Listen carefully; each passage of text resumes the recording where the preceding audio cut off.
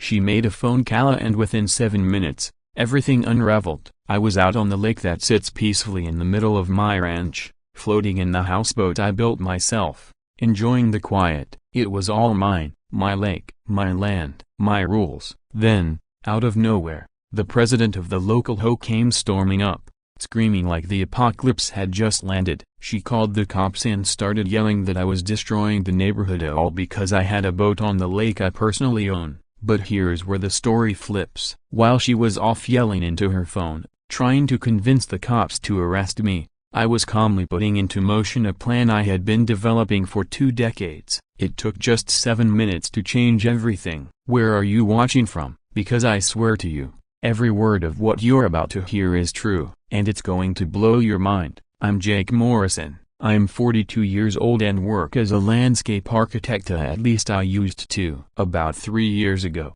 I walked away from the 9-to-5 hustle and chose to pursue life as a full-time YouTuber. I'd been saving for 15 years, every penny I could, so I could finally buy my dream property, a stunning 15-acre ranch with one of the most pristine lakes you can imagine. The moment I laid eyes on the clear, sparkling water framed by ancient oak trees, I knew I'd found my little slice of heaven. At the time, my channel Living Free with Jake had around 5,000 subscribers, and mostly people who enjoyed watching me create things from scratch and live off-grid. My personal mantra? Document everything, regret nothing. Turns out, that motto would become more important than I ever imagined. I spent 3 months building my greatest DIY project yet, a fully functioning houseboat, not some flimsy floating platform. This was the real deal. Solar panels, a composting toilet, even a tiny kitchen. I recorded every single step from assembling the pontoons to putting in the last window and shared it all with my audience. They loved it. Their support helped carry me through those long nights of sawing, hammering, and dreaming. That boat was more than a project. It was a statement, a symbol of independence, creativity, and the right to live life my way. I even named her Liberty because that's exactly what she represented. Then came Tuesday, August 15th. The weather was perfect, sun shining, birds singing. I had the camera set up and was ready to go live for Liberty's maiden voyage. After months of hard work, it was finally happening. Here she is, folks, I said to the live stream. Isn't she a beauty? The chat was blowing up with excitement as I walked viewers through every detail. Just before I launched her, I made sure to show off a big sign I had posted on the side, "Private property and no trespassing." Then I gave the camera a little wink and joked, "You know, a broken bar just in case some wild Karens try to crash the party." If only I'd known how right I was. At exactly 10:45 a.m., my peaceful moment exploded into chaos. From the edge of the adjacent Pine Ridge golf course came a woman who looked like she had just stepped out of an upscale catalog. I didn't know her name at the time,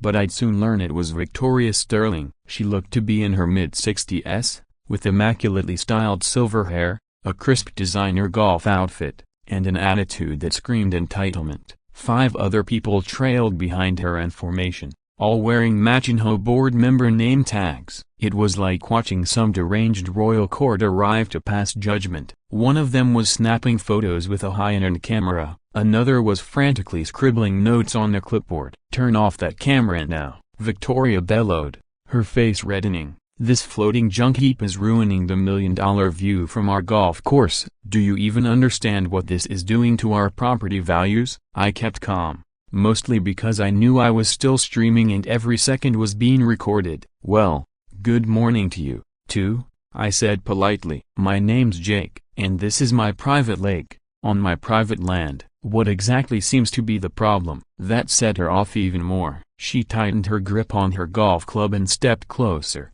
practically seething. "I'm Victoria Sterling," she said, "president of the Pine Ridge HOA for 12 years. I've personally won 47 lawsuits against people just like you. This eyesore will be gone by the end of the day, or I'll make sure your life becomes unbearable." And with that, she hurled her golf club at me. It missed my head by inches and splashed into the lake. The live stream chat lost it. Messages flooded in. "She just assaulted you. Call the cops." Karen alert level 10,000. Viewership spiked as more and more people shared what they were witnessing. That's when I noticed something strange. One of the board members said the woman with the clipboard looked uncomfortable. She appeared to be in her late 20s, Asian, and trying hard to blend into the background. Later, I'd find out her name was Ashley Thompson, and she was the HOA's accountant. As Victoria launched into yet another screeching rant about community standards and protecting investments, Ashley did something small but telling as she looked directly into my camera, made eye contact, and subtly raised a finger to her lips in a quiet shush motion. It was fast, barely noticeable, but my viewers caught eye and instantly started speculating about who she was and what she might be trying to tell me. Victoria kept ranting for another 5 minutes. She threatened lawsuits, jail time, and even accused me of being an environmental threat. But then she slipped up. In the heat of the moment, she shouted something that changed everything. It doesn't matter what you think your rights are. In 6 months, when my expansion project is approved, this entire area is going to be redeveloped to match Pine Ridge standards. As soon as the words left her mouth, she froze, clearly realizing she'd said too much. Her face went from purple to ghostly white in seconds. The Broken Bar, what expansion project? I asked, genuinely curious. Victoria shot daggers at Ashley. I said nothing. We're leaving. As she marched off, I caught Ashley glancing back at me, her face unreadable. Within 2 days, my mailbox was stuffed with 17 separate violation notices from the HOA, each one more absurd than the last. Visual pollution, $500 per day. Noise violation, even though I hadn't made a sound, $300 per day. Disrupting fish habitats, $1,000 per day. Unauthorized use of water surface, $700 per day. In total, the daily fines added up to over $3,000, but buried deep within those ridiculous citations was something unexpected: a formal offer to buy the lake and 5 surrounding acres for $300,000. Funny, considering I had the land appraised when I bought it, and the lake alone was worth over $1 million. They were trying to play me. They were trying to squeeze me out with ridiculous fines while angling a lowball offer for my property. That night, I sat down at my computer determined to figure out what was really going on. I typed Pine Ridge Marina expansion into Google and ended up deep in the county's planning archives, where I stumbled on a dusty old PDF from 2019. Most of it was dry, bureaucratic nonsense. But then one sentence jumped out and hit me like a freight train. Lakeside Holdings LLC retains first right of refusal and buyback options on the Marina property through 2029. Lakeside Holdings. That name sounded oddly familiar. I got up, went to my closet, and pulled out a storage box full of photos from my early days in landscape architecture. And there it was, a snapshot from 2010, showing me shaking hands with an elderly man named Frank Wilson. Behind us stood a large banner that read, Lakeside Holdings LLC, a grand opening. Frank wasn't just a client, he became a friend. We'd go fishing together back before he moved to Florida. Could this be the same company? If so, something much bigger was going on than a simple neighborhood feud. Before I could dig deeper, my phone exploded with alerts of 37 missed calls in 10 minutes, all from unknown numbers. Then came a video message from a blocked sender. Hands trembling slightly, I hit play.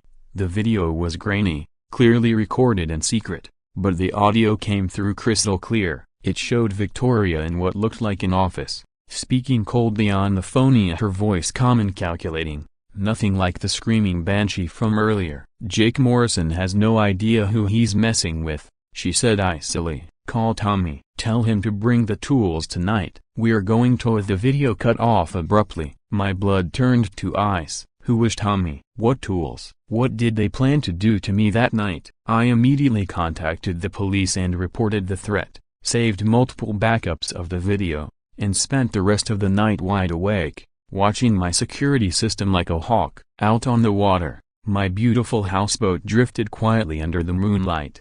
And it hit me, this wasn't just about some HOA president annoyed by a boat. There was something much deeper, much darker happening here. A suspicious development plan, a suspiciously low offer, a mysterious corporate link, and now, potential violence. I knew I couldn't face this alone. What I didn't know yet was that within 72 hours, I'd owned the Marina. Victoria was trying so hard to protect her, and she'd be swapping her luxury golf outfit for a pair of handcuffs. But first, I had to make it through the night. What do you think Victoria had planned? And who exactly is this Tommy? Drop your theories in the comments. I'll pin the best one. And don't forget to subscribe. This story is just heating up. After a sleepless night glued to my surveillance feeds, I knew it was time to bring in backup. If I wanted to go up against the home mafia, I needed someone who knew the system inside and out, especially now that there were threats involved. A friend connected me with Marcus Rivera, a 35-year-old attorney who specialized in what he proudly called HOA takedowns. Marcus had the sharp look of a high-powered lawyer, but with the sleeves-rolled-up attitude of someone ready to go to war.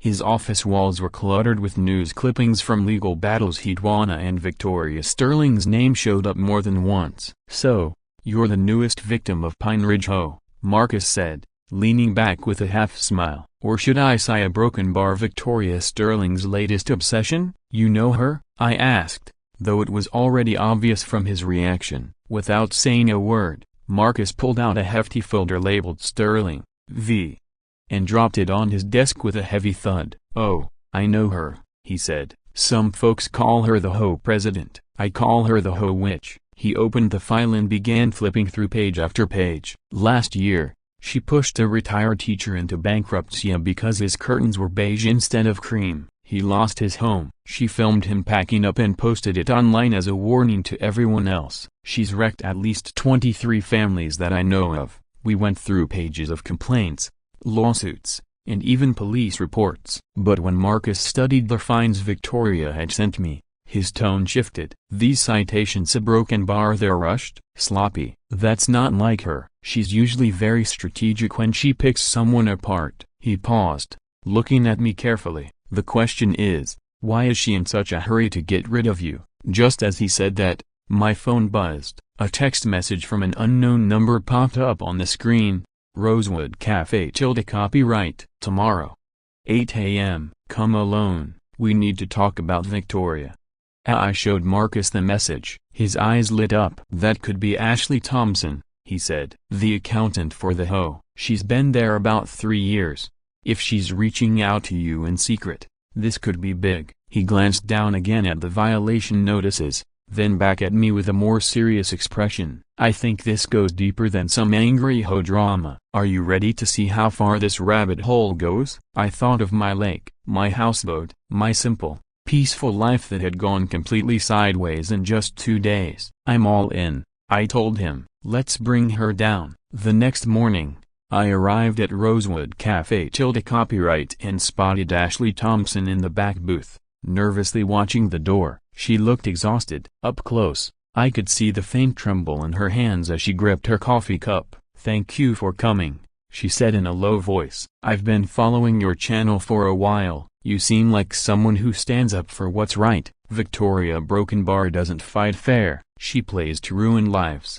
I took the seat across from her, noticing how she had positioned herself to keep every exit in view. She was afraid, genuinely scared. "Why are you helping me?" I asked. "You work for her. This could cost you everything." Her eyes welled up, but her voice was steady. "Because she's a monster, and no one stopped her." Ashley looked around, then leaned in closer. 2 years ago, she stole $2 million from the Marina fund. She used it to pay off gambling debts her son Tommy racked up. I discovered it during a routine audit. When I tried to report it, she didn't just fire me, she destroyed my life. Spread lies that I was having an affair with a broken bar. She spread lies that I was sleeping with her husband. Then she accused me of stealing from the HOA accounts. But what finally pushed me over the edge was when I rejected her son's creepy advances at the office Christmas party. After that, she made it her mission to destroy me. Ashley's hands trembled as she reached into her purse and pulled out a small USB drive,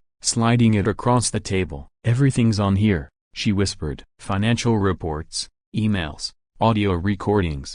The works. But before you take it, I need to know, are you actually brave enough to use it? Because once this door opens, there's no going back." I reached out to grab it, but Ashley stopped me with a hand on my wrist. "There's something else you need to know," she said quietly. "Tommy Sterling of Victoria was released from federal prison 3 weeks ago. He did time for arson. He torched a family's home after they refused to sell their property to the HOA during her last HOA expansion project. Ashley's eyes filled with dread. He just bought a plane ticket. He'll be back in town tonight. My chest tightened. The grainy video message Victoria had sent suddenly made more sense. She wasn't bluffing. Whatever she and Tommy were planning, it was real. I tucked the USB into my pocket and thanked Ashley for her courage. As she stood to leave, she turned back and warned me one last time. Don't underestimate her. Victoria's not just some power-hungry HOA president. She has people in every corner of this town: judges, cops, city council members. This isn't about your boat. It's about millions of dollars and a woman who's willing to kill to keep it. Back at Marcus's office, we plugged in the USB. Hours flew by as we sifted through damning evidence: years of embezzlement, buried audits, and shady transactions. Victoria had been bleeding the Marina dry through shell companies and fake vendors, but then we found something buried in the old contracts that changed everything. You remember Lakeside Holdings? Marcus said, scrolling through a 2019 file. Check this out. He pointed to a clause buried deep in the purchase agreement. The HOA had acquired the Marina from Lakeside Holdings LLC for $8 million, but included was a buyback clause. Lakeside could reacquire the entire property for just $1.2 million, anytime before 2029. That's next year, Marcus muttered. And today, that Marina's worth at least $8 million, probably more. He picked up his phone and began making calls. I sat there, trying to process it all. Within an hour, Marcus had tracked down the original owner of Lakeside Holdings and none other than Frank Wilson, my old friend. We set up a video call, and soon, his familiar but aged face appeared on Marcus's laptop screen. He looked frail, but his spirit was fierce. My boy, Frank said, emotion thick in his voice. I've waited 20 years for this call. Victoria Sterling ruined me. She scammed me into buying that Marina at triple its value,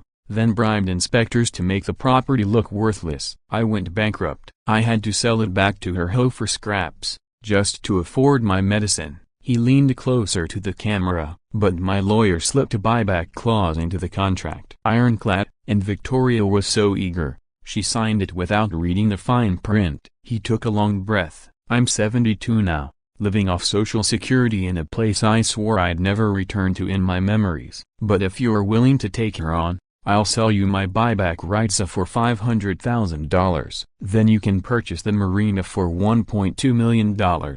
It's worth over $8 million today. Frank's voice cracked. That would be the end of her. Everything she's stolen, everything she's built on lies gone in one move. The room fell silent. $500,000 for the buyback rights, another $1.2 million to complete the acquisition. Altogether, $1.7 million to gain control of an $8 million property and obliterate Victoria's empire. It was the chance of a lifetime. But I'd poured every dime into buying the ranch. I don't have that kind of money, I admitted. Marcus was already on ITIS searching for loan options. The Marina itself is collateral. Any bank will approve this. But we need to move fast. Ashley, who'd stayed to help, suddenly spoke up. I'll loan you the $500,000, she said. We both turned to look at her. My grandmother left me an inheritance, she explained. I was saving it for something that mattered. What better use than reclaiming this place and doing it right? I have an MBA from Columbia.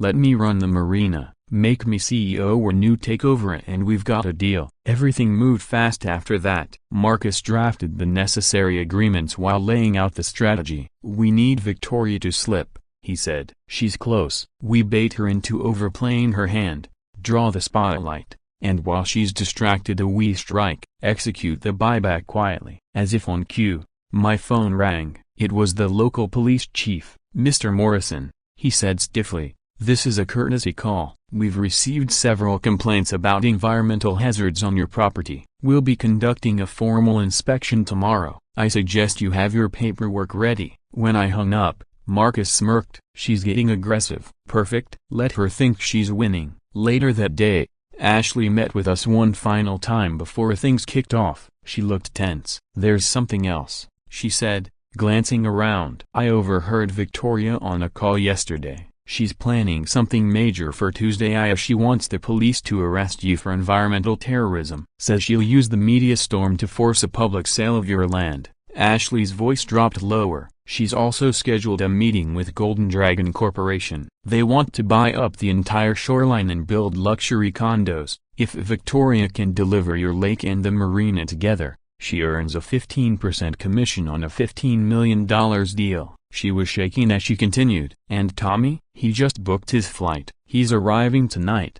You already know what he's capable of. Marcus's phone buzzed. He glanced down and his face went pale. Frank just texted, he said. Someone's trying to hack the Florida notary system. If they erase Lakeside Holdings records, we lose our legal standing to execute the buyback. He turned to me. We have exactly 72 hours. After that, everything we've worked for is gone. Did Victoria have any idea what was coming? Drop your theory in the comments. Tuesday arrived like a storm you see coming from a long way off, loud, fast, and impossible to ignore. I was up by 5 a.m., adrenaline coursing through my veins, equal parts excitement and dread. This was everything we'd been building toward for days. Today was the day it all came together. A broken bar or fell apart spectacularly. I posted a cryptic update to my YouTube community tab. Something big is happening today. Stay close, fama, you won't want to miss this. Within minutes,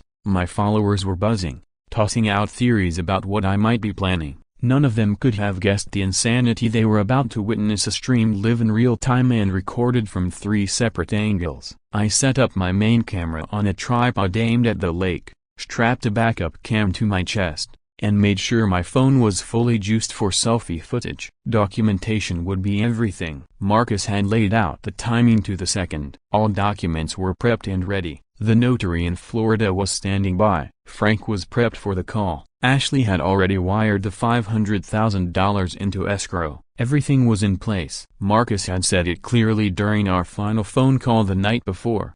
Let Victoria make the first move. Let her think she's still running the show. When she calls the police, that's the trigger. 7 minutes. That's all we need. I stationed myself on the houseboat, pretending to fish with AirPods in. Some relaxing instrumental music helping me play it cool even though my heart felt like it was trying to punch through my ribcage. At precisely 10:15 a.m., she arrived. Victoria came in like a general leading her battalion, 2 lawyers in tow, 5 HOA board members, 1 aggressively filming everything, and 3 sharply dressed executives from Golden Dragon Corporation who were clearly there to inspect the land they hoped to redevelop into luxury condos. Their caravan of high-end SUVs rolled up to the edge of my property, and Victoria stepped out in what had to be a $1,000 power suit. Time for your inspection, Mr. Morrison, she announced, loud and dramatic, clearly performing for both the cameras and her audience. She looked like she was relishing every second. I hope you're ready to justify your long list of violations. A broken bar in front of these very important guests, she added, gesturing to the Golden Dragon reps, who exchanged awkward looks. They seemed intrigued, but a bit uneasy. This wasn't exactly the professional atmosphere they'd expected. I calmly reeled in my fishing line and removed 1 AirPod. Morning, Victoria. Inspection for what exactly? This is private land. I don't remember inviting you. Her smile widened, all teeth and no warmth, like a predator closing in on prey. Oh, but you did. By violating 17 environmental codes, you've granted us legal grounds to conduct a formal inspection. She turned to her attorneys. Isn't that correct? They nodded, though one kept checking his phone nervously, clearly distracted. I had a hunch it wasn't just about cell reception. At 10:25, Victoria turned the performance up to full volume. Standing near the lake's edge, she gestured grandly toward my houseboat as though delivering a speech to the UN. This man has endangered our community, polluted our waters, destroyed our property values, and threatened our safety. But today justice catches up. She pulled out her phone like a magician, revealing her final trick. I am now calling the police to report environmental terrorism. This floating disgrace will be removed, and Mr. Morrison will answer to the law. The HOA board clapped like trained seals. The Golden Dragon executives a broken bar, not so much. This wasn't the kind of professional development negotiation they had anticipated. At exactly 10:32, Victoria hit dial and spoke with sharp precision. "This is Victoria Sterling, president of the Pine Ridge HOA. We need law enforcement here immediately. We have an environmental terrorist endangering the lake." I caught Marcus's eye from across the property. He and Ashley were parked a short distance away, hunched over their laptops. I sent him a single word via text. Now, the 7-minute clock began ticking, on my chest cam. I'd later add a countdown timer in post-production so viewers could experience every second of the coming storm. 420 seconds to tear down Victoria's empire and build something better in its place. 2 minutes in, Marcus launched the video call to Frank. "Mr. Wilson, Jake has the funds ready. Are you prepared to complete the transfer of your buyback rights?" Frank appeared in a split-screen video, seated beside a Florida notary inside his nursing home. Though older and weathered, his voice was strong. "I've been ready for 20 years, he said. The on-screen timer hit 6 minutes. We were in motion. At 10:34, Frank faced the notary and the camera. "I, Frank Wilson, owner of Lakeside Holdings LLC, hereby transfer my buyback rights for a Pine Ridge Marina to Jake Morrison in exchange for $500,000. These rights entitle the buyer to purchase the marina for $1.2 million under the terms of the 2019 contract." The notary nodded, initiating the official digital filing process. 5 minutes remaining. Minute 38 10:35 A.M.A. My phone buzzed. The escrow transfer had cleared. $500,000 had officially landed in Frank's account. My finger hovered over the confirm button for the next step. I thought of Ashley and her courage in defying Victoria, the injustice she had endured. I thought of Frank, who had lost everything but still held on to hope. I thought of every family Victoria had steamrolled. I hit confirm. 4 minutes to go. By 10:36. The electronic notary system had completed its verification. The sale of the buyback rights was recorded and filed with the state of Florida. At that moment, it became official. I now held the legal right to purchase Pine Ridge Marina, the very property Victoria had schemed, bullied, and bribed her way into owning. Now stood one step from being mine. The very marina Victoria had been siphoning money from, the one she planned to flip to Golden Dragon for millions, was now legally mine. Marcus didn't waste a second. He pulled up the pre-approved loan documents, secured with the marina as collateral. Time was ticking. 3 minutes left. Minute 5. Marcus placed a call to the Pine Ridge home main office. He knew their secretary would be working, even with the board present at the lake. "This is Marcus Rivera, attorney for Jake Morrison," he began. "Please note for the record that Mr. Morrison has just officially executed the buyback clause for Pine Ridge Marina as outlined in the 2019 sale agreement. Legal documentation is currently being filed with the county clerk." I could faintly hear the secretary gasp on the other end. The news was already sending shockwaves. 2 minutes remaining. Minute 6 A 10:38 a.m. My time had come. I stood up on the houseboat, turned my phone to selfie mode, and addressed my live streaming audience. "What's up, YouTube? Your boy just bought a marina," I said loud enough for everyone present to hear. "Big thanks to Victoria for calling the cops. I couldn't have asked for better timing to finalize this deal." Victoria's head snapped around. Confusion overtook her face. The board members exchanged alarmed glances. Even the Golden Dragon reps suddenly perked up. Their curiosity piqued. 1 minute left. Minute 7 A 10:39 a.m. I signed the $1.2 million payment, backed by the secured loan. With the $500,000 for the buyback rights already paid, I'd just acquired an $8 million property for a total of $1.7 million. A once-in-a-lifetime deal enabled by Victoria's arrogance and her failure to read the fine print 2 decades ago. Marcus hit send, dispatching all the legal documents to the county clerk, the HOA, and courtesy copies to Golden Dragon. It was done. 10:45 a.m. Right on cue, Officer Johnson arrived, this time with a partner in tow. I recognized him from earlier incidents. He looked exhausted, like a man dragged into HOA drama one too many times. "Morning, Jake," he said, half sighing. "Ms. Sterling again?" Victoria nearly lunged at the officers. "Arrest him. He's a criminal, a terrorist. He's destroying everything." Johnson raised a calming hand. "Ma'am, What specific crime are we talking about here? Victoria flailed toward the houseboat. Environmental terrorism, illegal construction. He's trespassing on HOA property. I stepped forward, my chest cam rolling. Actually, officer, I believe there's a misunderstanding. I'm not trespassing on HOA land. As of about 90 seconds ago,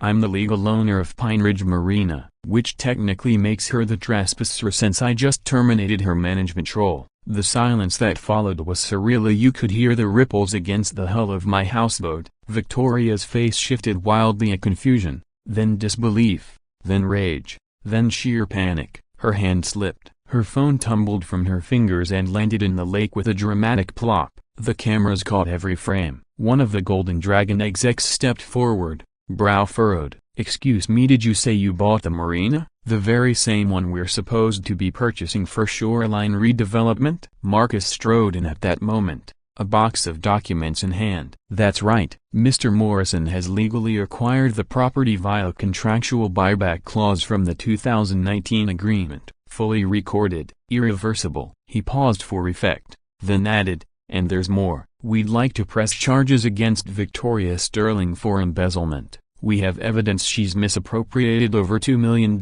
from the Marina Fund. That's when Ashley emerged from behind Marcus's car, holding a fat folder full of records. Victoria's eyes widened in horror. You betrayed me, she stammered. You literally. Ashley cut her off coldly. It's called karma, Victoria. You should try it sometime. Someone in the growing crowd shouted, World Star.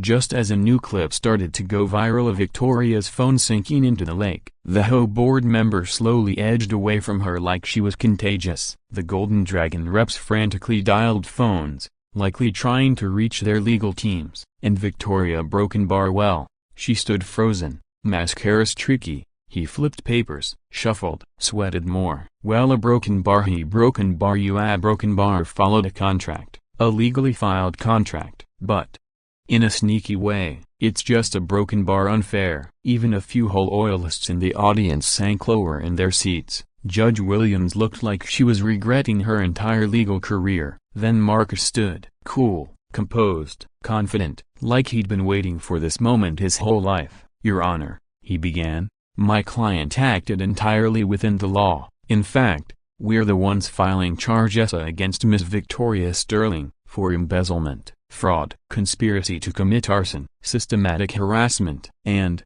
Your Honor, we'd like to address the elephant in the room of this so-called retroactive contract with Golden Dragon Corporation. He paused at expert timing. The stream's comment section was blowing up. But first, he said, turning to the projector, allow me to present the truth. The screen lit up. Victoria's face blanched. What followed was a brutal unraveling of her empire. Emails showing the embezzlement trail. Mom took another $200K for Tommy's Vegas problem. Will replace before audit. Read one especially damning line from Victoria to her daughter. Secret footage Ashley recorded, showing Victoria in her office, saying, I don't care if Morrison's in the right. Make his life hell until he leaves. $50,000 to whoever runs him off first. The chat exploded. Which was trending globally. But Marcus wasn't done. He dropped financial records next to two sets of books. One for the HOA board. One showing Victoria's real money trail. Then came testimony. 5 former HOA members took the stand, each one a victim of Victoria's reign. A retired veteran forced out over a 2-inch long height violation. A young family stalked for months because their daughter's bike was the wrong shade of pink. Each account painted a vivid picture. Victoria Sterling, tyrant in pearls. Then Marcus played the recording of Victoria's voice, cold and calculated. If he won't sell, we'll handle it another way. Tommy knows what to do. The courtroom gasped. Even her lawyer looked ready to vanish beneath the table. Judge Williams looked like she was suppressing bile. Now, about that Golden Dragon contract, a broken bar, Marcus said smoothly, pulling up another set of documents. Ms. Sterling claims she finalized a marina sale before my client executed the buyback. However, click. This is the metadata. Her contract was created at 11:47 p.m. on August 14 after Mr. Morrison's legal purchase. He switched slides, but here's Ashley Thompson's upload, an unsigned version of that same contract,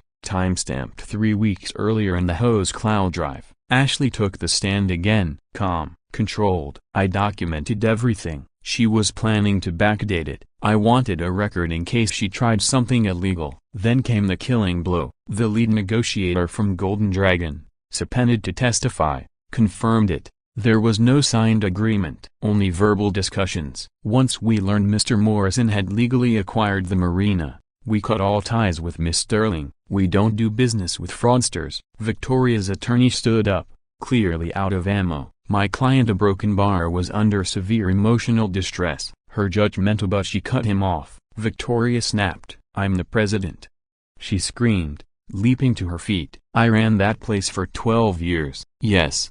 I took the money. So what? I deserved it." The courtroom fell silent. You think I enjoyed dealing with those peasants, those idiots who don't understand property values? Fingers flew across phone screens. Livestream comments went nuclear. Judge Williams banged the gavel. But Victoria was on the roll. That money was mine. The Marina was mine. It all was until this YouTube trash ruined it. You, she pointed at me, trembling with rage. "You ruined my life over a floating toilet on a lake." The judge had heard enough. "Ms. Sterling," she said flatly, "you've just confessed to multiple felonies in front of 2.1 million people. I believe we can forego jury deliberation." The jury returned in under an hour. Guilty, on all counts. Sentencing: 5 years in federal prison for embezzlement, 3 additional years for fraud, $3 million in restitution. HOA fined $500,000 for harassment and defamation. Each complicit board member, $5,000 personal fine. As guards prepared to escort Victoria out, I couldn't resist. I stood and said, loud enough for everyone to hear, "Hey Victoria, the Marina's gonna need a janitor when you get out. Minimum wage. Great view. Interested?" The courtroom burst into nervous laughter. Victoria's final words, a string of profanity so creative it might have earned her a side career writing HBO scripts. News crews outside caught everything. The cameras caught every second of Victoria Sterling's meltdown, her once polished designer suit now wrinkled and damp with tears, her immaculate hair undone, mascara streaked like war paint. The image of the once feared HOA queen being led away in handcuffs became an overnight meme. HOA president destroys herself in court. 10 million views, 48 hours. Instant legend. But just as I thought the final credits had rolled, the courtroom doors slammed open. A tall man in an immaculate black suit strode in with the presence of a villain who shows up in the third act, a calm, powerful, and utterly in control. "Apologies for the interruption, Your Honor," he said, flashing a briefcase and a sharp smile. "I represent Golden Dragon Corporation. While a broken bar local dispute appears settled, we've filed a federal lawsuit regarding the ownership of the Marina. The property involves interstate commerce and federal waterway rights." He turned and locked eyes with me. Cold, calculating. "Mr. Morrison, while you were busy celebrating your victory here, we've been busy in federal court. This isn't over." Ashley, seated beside me, went pale. Her hand clutched my arm. "Jake," she whispered, her voice tight with panic, "I just got an alert from the Marina's account. A broken bar, the entire $3 million operations fund, it's gone." Marcus was already scrolling furiously through his phone, his face tightening with every second. "This doesn't make sense," he muttered. "And your ranch, if there's a lien on it, dated 5 years ago. How did we miss this?" In the span of 60 seconds, my hard-won victory was unraveling. We'd beaten Victoria, but apparently, she was just the front. The real game had only just begun. What the hell had just happened? Who was really behind Golden Dragon? And how do you erase $3 million in broad daylight? Drop your theories in the comments. This is getting unreal. 6 months later,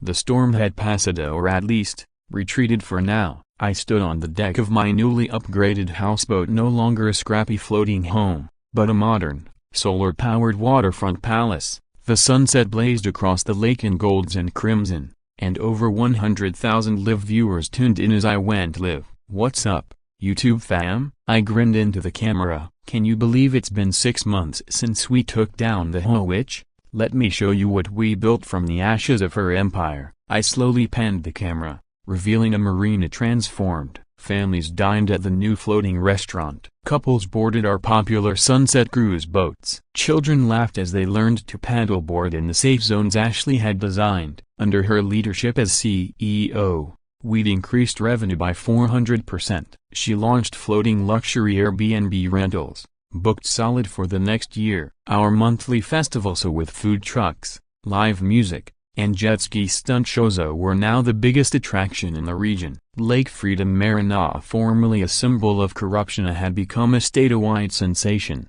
employing 50 locals and injecting millions into the economy. The marina's Instagram tag, over 1 million posts. Influencers flew in just to get a photo on our now famous floating deck at sunset. Ashley didn't stop there. She launched a non-profit foundation to teach underprivileged kids water safety and environmental conservation on the very lake Victoria once tried to exploit. But the transformations weren't just in the business. My YouTube channel exploded at 2 million subscribers and counting. The HOA Witch docu-series alone paid off every loan I had. I published a book, From Houseboat to Empire, How I Fought the System and Won. It hit the bestseller list in week 1. Between the marina, YouTube, book sales, and speaking gigs teaching others how to fight corrupt HOA, my net worth hit $15 million.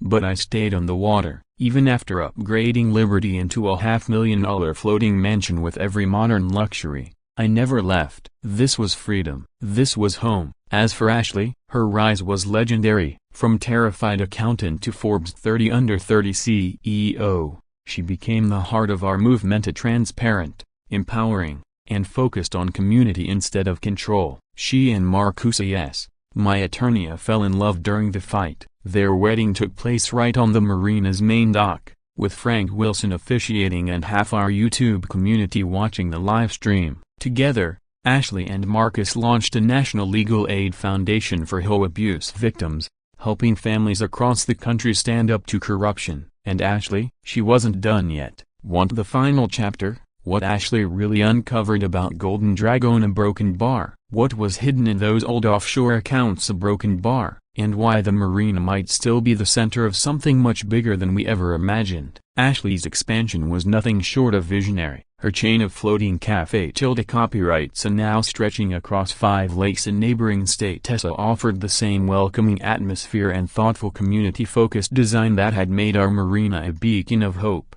Her mix of sharp business sense and genuine compassion created something rare, a thriving business people actually loved. But the most unexpectedly satisfying twist, Victoria Sterling, after serving 3 years of her 5-year sentence via early release for good behavior, though I imagine that nearly broke her, she emerged into a world that had completely moved on without her. Her name had become digital poison. A quick Google search surfaced millions of results detailing her downfall, her conviction, her collapse. No company would touch her. Her husband divorced her. Her children changed their last names and moved across the country. She had no money, no friends, no legacy. Eventually, with no other options, she swallowed her pride and applied for the only job that would have her, janitor, at Lake Freedom Marina. I'll never forget the day she walked in for the interview, a cheap thrift store suit, gray roots showing, eyes dulled by defeat. The same woman who once ruled over this place like a queen was now applying to scrub toilets in the kingdom she tried to burn down. The grand reopening,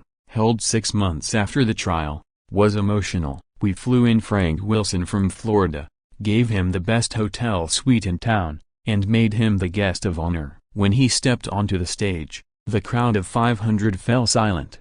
His voice trembled with feeling. 50 years ago, I built this marina with nothing but hard work and hope. 20 years ago, Victoria Sterling stole it from me with lies and manipulation. I thought I'd die in that nursing home, bitter and forgotten. He paused, looking out at the transformed shoreline. Tears streamed down his cheeks. But today I a broken bar. I see justice. I see community. I see what this place was always meant to be. Applause thundered. And then, something unexpected. Frank spotted Victoria at the edge of the crowd, a mop bucket in hand, emptying trash cans. The moment turned to stone as he slowly walked toward her. She shrank back, unable to meet his eyes. Victoria Sterling, Frank said, his voice low but resolute, you stole my business, my home, my dignity. I spent 2 decades dreaming of revenge. She finally looked up, and for the first time, I saw real fear and maybe even remorse. But you know what? Frank continued. I forgive you, not because you deserve it but because hate is too heavy a burden to carry. I forgive you, Victoria. Then he gestured to her uniform. But karma doesn't forgive. Karma just delivers. The final scene of this whole insane saga played out just last week. I was washing my hands in the executive bathroom when Victoria looked up from scrubbing the toilet. Our eyes met in the mirror. We stood in silence for a beat. Then she broke it. Jakey, a broken bar, thank you.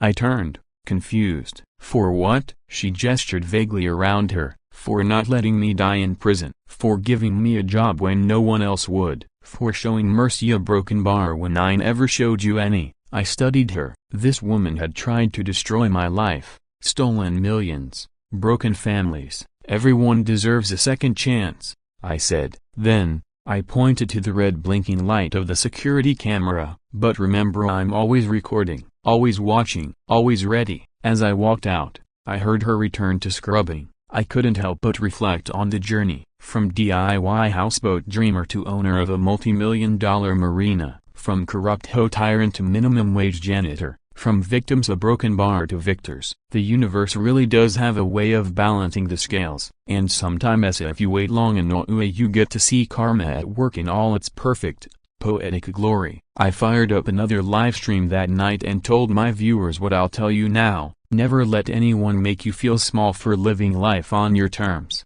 Document everything, stand up to bullies, and remember, the best revenge isn't destruction, it's living so well they have to clean your toilets while watching you win. The video faded to black, but then a broken bar, a hidden scene played, security camera footage, timestamped just last week. Victoria was alone in the executive bathroom. She spoke quietly into her phone. Yeah, broken bar, I'm still working for him, playing the part. But remember what we discussed. 6 months from now when he's not watching. She turned and looked directly into the camera, and smiled. Not a broken smile, not a grateful one, a smile that was cold, calculating. Jake Morrison thinks he won, but round ta, a broken bar is coming. Static text appeared on the screen. Jake's YouTube channel was hacked 3 months later. The marina's main building caught fire 6 months after that. Victoria Sterling disappeared the night before the blaze. Or did she? Hold up, what is Victoria planning? Should Jake be worried? And do you want to know what happened next? If this video hits 1 million likes as a broken bar, I'll tell you the full story of round ta. The part's too crazy for the news to report. Smash that like button, because trust me, broken bar